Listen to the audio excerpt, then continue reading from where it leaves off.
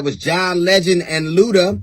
So as it stands to date, the leading candidate for the Republican nomination for president is Donald J. Trump. Donald J. Trump is a twice impeached ex-president who has 34 felonies pending in New York, who has been found liable of sexual assault by a jury, who has a case pending in Georgia for election tampering, and he has at least 3 felonies on the federal level. And yet, by far, he is the candidate of choice for the Republican Party, the party who calls themselves the Law and Order Party. Now, in Texas, the richest, most powerful GOP in the country has just indicted their attorney general. An overwhelmingly Republican state legislature has just decided that their attorney general, Paxton, has committed impeachable offenses. Let me tell you how stark that is. Do you know how corrupt you got to be when corrupt Republicans think you're too corrupt? But this is the Law and Order Party. You have Ron DeSantis, who is now running for president. He says that if he's elected, would consider pardoning a president, the ex-president Donald Trump, and to pardon him, that would mean he had to be convicted, and many of the people who were associated with the attack on the Capitol, the January 6th attack. Now, there have been 1,000 people who have been indicted and convicted. 1,000 people, including Oath Keepers and Proud Boys, for multiple years. But this is the party who tells you that they're tough on crime. In the same sense, Ron DeSantis also says he would roll back the crime bill. He thought it was a pathway, just giving criminals leeway. Isn't that exactly what you just said you would do as president?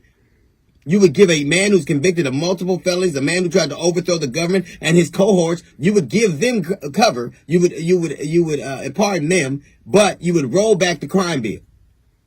You have right now, that is happening right now, where the Law and Order Party, the number one candidate is a person who has 34 felonies and multiple felonies going to be charged with, and has been found liable of sexual assault. You have the Attorney General of the most powerful GOP in the country, Ken Paxton, who's just been impeached for being corrupt.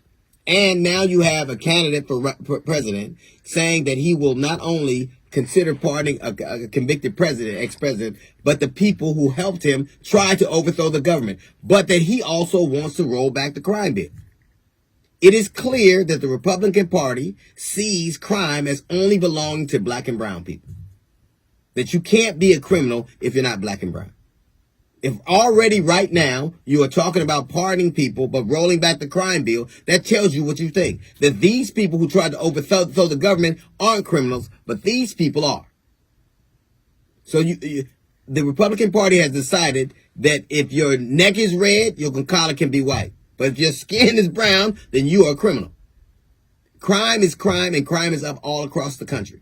If you look at the places where shootings are up, look at where they are and who governs them. These other people tell you that they're tough on crime. And now you have a leading candidate for president. I mean, if you're within 30 points, calling a leading candidate, being facetious, he's within 30 points. He's 30 points behind Trump, so that makes him the second leading candidate. Says that he will overturn the crime bill because he thinks that that's a pathway to criminality. The truth of the matter is, they can only see crime in one color, and that's black and brown.